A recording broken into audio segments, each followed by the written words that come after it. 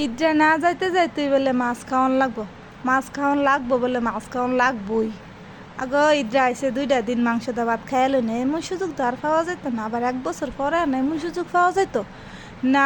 আজ যে বলে মাছ দা খাওয়ান লাগবই তো, এনে মাছ ভালো করে তেলাপিয়া মাছ ভালো মতো ধুইয়া এটারে ভালো করে সব মশলা দিয়া মাইকে জাইকে করে নিচ্ছি।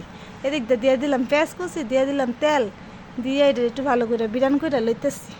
তার লগে দিয়ে দিতেছি এবার টমেটো কুচি, দিয়ে দিলাম মরিচের কুচি।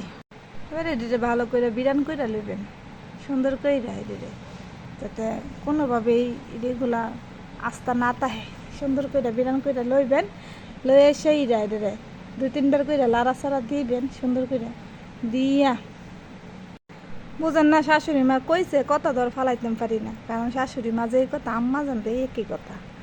আম্মা জানে কইছে যে আজ যে মাছ দিয়ে ভাত খাইব, যে হাইব ওই না হাইয়া থাকতো না, আজকে মাছ দিয়ে হাইবই। আগে 2টা দিন মাংস দিয়ে হাই না, এমন কি হয়ে যাবো 2টা দিন মাংস দিয়ে ভাত খাইলে না।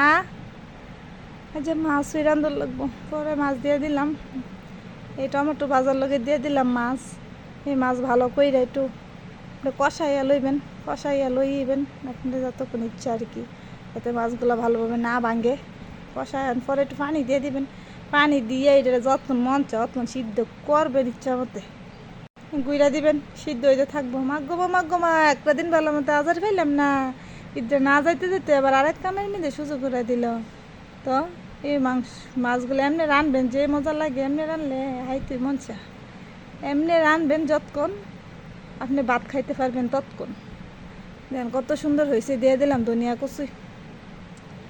ধনিয়া কুচি না দিলে তো আর মজাই লাগে না, এটার স্বাদটা বাড়া, স্বাদ আর এমনি এমনি আয় না।